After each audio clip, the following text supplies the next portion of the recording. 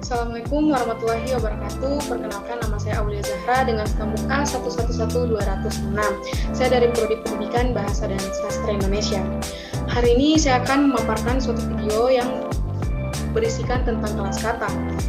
Video ini bertujuan untuk memenuhi tugas yang telah diberikan oleh Ibu Nur Halifah pada mata kuliah Bahasa Bantu. Baiklah, langsung saja masuk pada materi yang pertama. Kelas kata. Apa itu kelas kata? Kelas kata adalah pengelompokan kosakata sebuah bahasa yang dilakukan oleh ahli bahasa.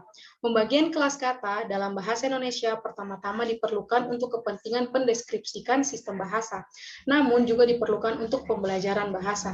Hal ini disampaikan oleh Muhammad Arif Rahman Hakim.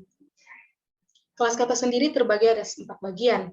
Yang pertama ada nomina sebagai kata benda, yang kedua ada kata verba sebagai kata kerja, yang ketiga ada adverbia sebagai kata keterangan, dan yang terakhir ada adjektiva sebagai kata sifat.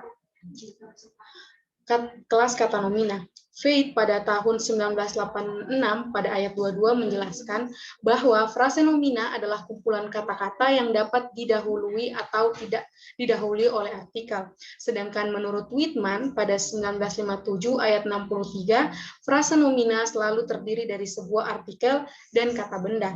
Adapun contoh kata nomina dalam bahasa daerah saya adalah yang pertama adalah pene atau piring, kadera atau kursi, hojaju atau baju, tase atau tas, dan celana atau sulara. Kelas kata verba.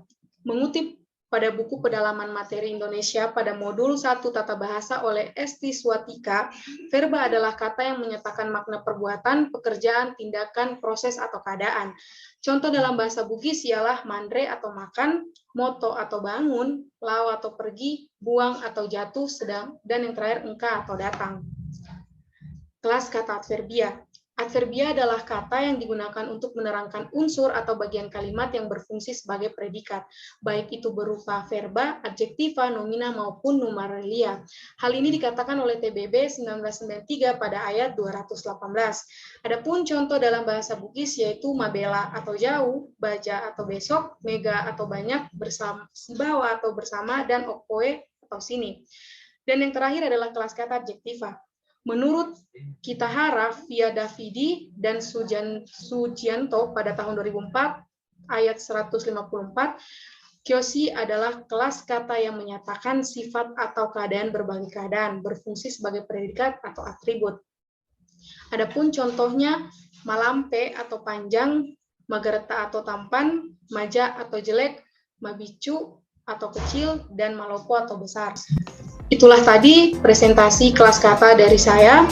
Saya ucapkan terima kasih dan mohon maaf bila ada salah kata. Assalamualaikum warahmatullahi wabarakatuh.